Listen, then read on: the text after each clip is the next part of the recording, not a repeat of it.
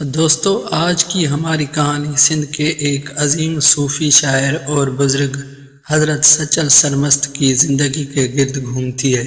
وہ انسان دوستی، امن، محبت اور سچائی کے پیغمبر تھے۔ ان کی زندگی اور تعلیمات ہمیں یہ بتاتی ہیں کہ اصل دین انسانیت کی خدمت اور ایک دوسرے سے محبت کرنے میں ہے۔ آئیے ان کی زندگی کا احوال سنتے ہیں۔ سچل سرمست کا اصل نام عبد الوہاب تھا۔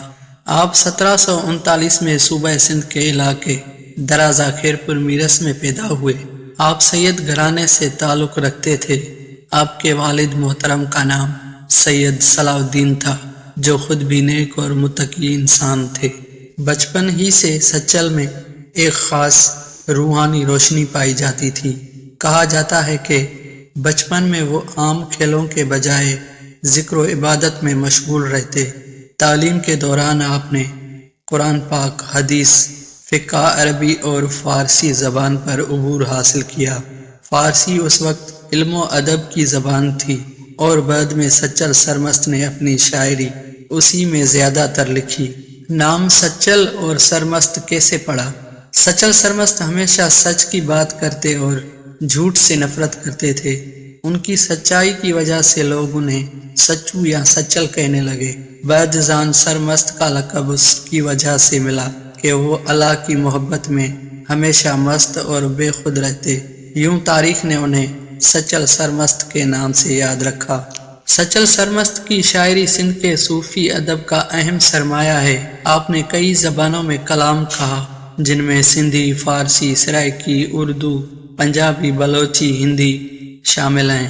اسی وجہ سے انہیں سب زبانوں کا شاعر بھی کہا جاتا ہے۔ ان کی شاعری میں وحدت الوجود یعنی خدا کی وحدت اور ہر چیز میں خدا کی جھلک کا فلسفہ مرکزی حیثیت رکھتا ہے۔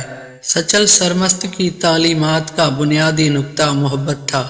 وہ کہتے تھے کہ اصل انسان وہ ہے جو دوسروں کے دکھ درد کو اپنا دکھ درد سمجھے۔ وہ ہر مذہب، ہر قوم اور ہر طبقے کے لوگوں کو یکساں محبت کی نگاہ سے دیکھتے۔ ان کا کہنا تھا کہ انسان کو فرقوں اور ذات پات میں تقسیم نہ کیا جائے۔ وہ اللہ کی محبت میں ڈوب کر کہتے تھے، وہی سب کچھ ہے، باقی سب فانی ہے۔ سچل سرمست نے اپنے اشعار میں یہ پیغام دیا کہ دنیا کے جھگڑوں کو چھوڑ کر انسان کو اپنے اندر جھانکنا چاہیے، کیونکہ اصل خدا انسان کے دل میں ہے۔ سچل سرمست نے شادی تو کی، مگر بیوی کے انتقال کے بعد ہمیشہ تنہائی اختیار کی۔ وہ اکثر ذکر و کلام کہنے میں وقت گزارتے۔ ان کا وقت زیادہ تر عبادت اور صوفیانہ مشغولیات میں گزرتا۔ ان کے دروازے ہر ایک کے لیے کھلے رہتے، چاہے کوئی ہندو ہو، سکھ ہو، مسلمان ہو یا عیسائی۔ ہر مذہب کے لوگ ان سے ملنے آتے اور روحانی سکون پاتے۔ سچل سرمست کے کلام میں عشق حقیقی شدت جھلکتی ہے۔ وہ بار بار کہتے ہیں کہ میں ہوں نہیں، صرف وہی ہے۔ ان کے کلام میں محبت اور امن کی ایسی خوشبو ہے جو آج بھی دلوں کو معطر کرتی ہیں۔ ان کے مشہور کلام میں شاعر ہو کی پہچان ہے، جہاں وہ بار بار اللہ کے ذکر کو ہو کے لفظ سے ادا کرتے ہیں۔ ان کے اشعار لوگوں کے دلوں کو چھو لیتے ہیں اور انہیں اللہ کی طرف مائل کرتے ہیں۔ سچل سرمست نے اپنی پوری زندگی عبادت، محبت اور خدمت خلق میں گزاری۔ وہ 1829 میں اس دنیا سے رخصت ہوئے۔